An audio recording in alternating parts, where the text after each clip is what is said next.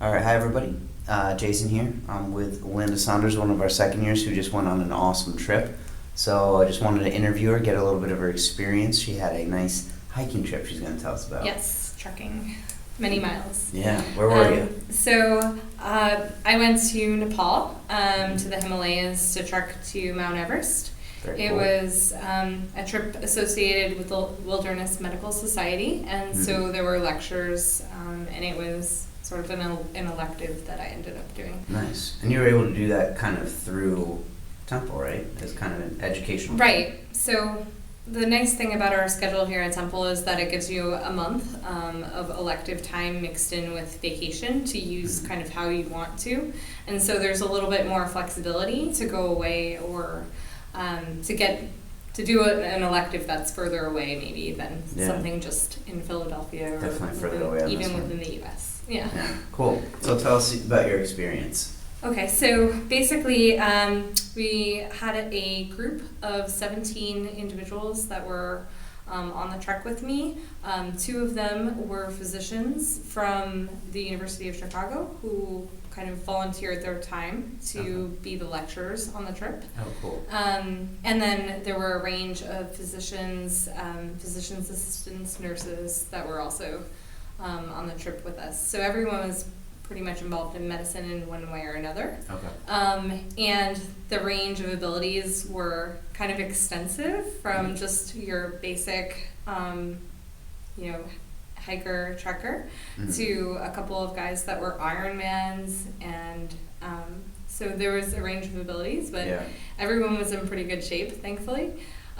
We ended up trekking about 80 miles total. Wow. From over what time frame? Over about 2 weeks. Okay. So 40 miles up and 40 miles back, basically. Cool. So we flew into Kathmandu, Nepal, and from there we took a shorter flight to a town called Lukla, which is the typical site where everyone begins their trek to Mount Everest. Okay. To give you an idea of elevation, since that's kind of a big part of this, Definitely. Kathmandu's at about 5,000 feet, so it's about like Denver, Colorado. And then Lukla, where we flew into, was 9,000 feet. Okay. So before we even got started, we were already kind of preparing for that. Yeah. And so everyone was very concerned about altitude sickness the whole time. That was something that was on everyone's minds for the entire trip, and something that we talked about in the days leading up to it as a group, so that everyone would be as healthy as possible and be able to finish the trek. Okay. What did you guys do to prepare for that? Yeah, so before we left, we got prescriptions for Diamox, dexamethasone, and nifedipine, and some antiemetics like Zofran to bring with us. So we had tons of medications. We had a UV sterilizer for our water filtration and sanitization. We had a filtration system, chlorine tablets. So we had, pretty well prepared. Gotcha. Did you guys carry your own water, or did you?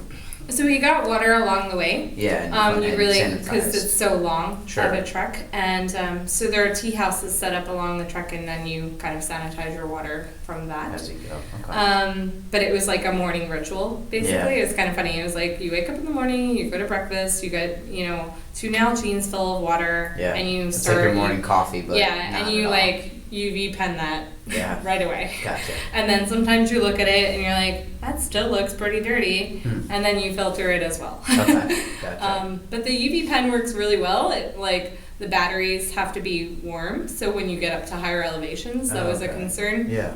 So we would actually sleep with our batteries next to us in our sleeping bags to keep them warm, because otherwise you'd wake up in the morning and your sterile, your UV pen wouldn't work.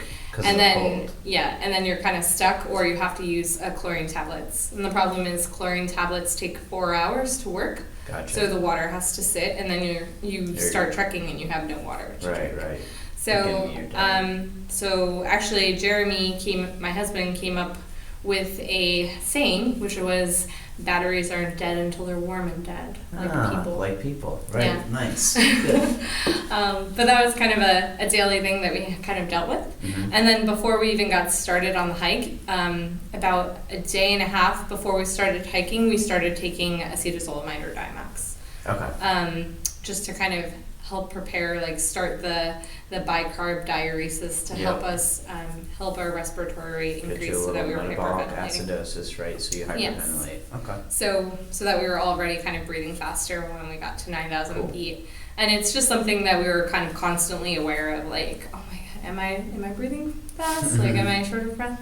And so once we got to Lukla, we kind of had lunch, and then we just started walking from there, and that's kind of what we did every day. Was we'd stop at a tea house, stay overnight, or just have lunch, and then kind of continue our trek. And typically we walked 5 or 6 hours a day. Wow. Okay. And we'd have lectures morning or afternoons, which were all and they always interesting. Campfire side lectures, No. or how'd they work? They were in the tea houses. Right. So makes sense. and generally there wasn't electricity. Like we always had a laptop with some lecture material on it, but a lot of times like there was no power to power up the laptop. Sure. So we just our lecturers would ad lib whatever they had prepared. Cool. But they were excellent lectures, from orthopedic injuries to hypothermia, frostbite, altitude sickness. Okay. We talked about toxicology, things like snake bites, and we covered diarrhea and Gotcha.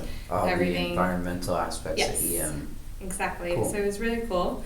Diarrhea was something that everyone was always thinking about too, because Sure. honestly, when you're out there and you're third world trekking country. and you're in a third world country, it's something that someone on the trip is gonna get diarrhea.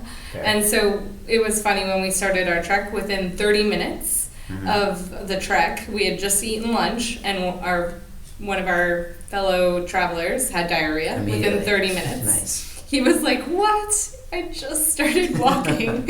And what do you guys have prepared for that? So he kind of just took Pepto-Bismol Okay. and some Imodium and some Zofran because he Gotcha. started vomiting as No well. antibiotics.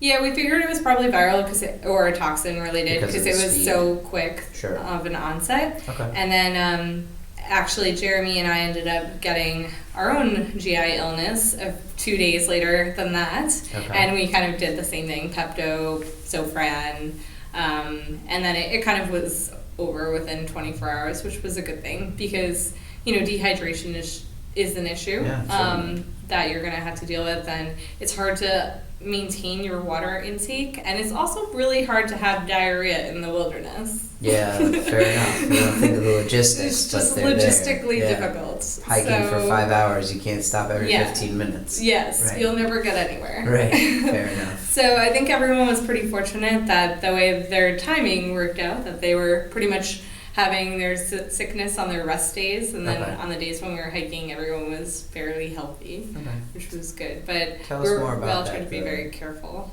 You mentioned rest days. Tell me more. Yeah, so as we were hiking, I thought that the hike and the trekking was very well thought out because they had built-in rest days for acclimatization to different elevations. Okay. So basically, once you got from 9,000 feet, when we reached a small town in the hills, it's kind of built into almost like a bowl, with the surrounding mountains. Okay. And so it's built into a hill. Cool. It's an adorable little town called Namche, and everyone loves Namche because there's shopping there and all of the things, little amenities, sure. and the hotels are nice. Yeah. The tea houses are kind of plush for the mountains.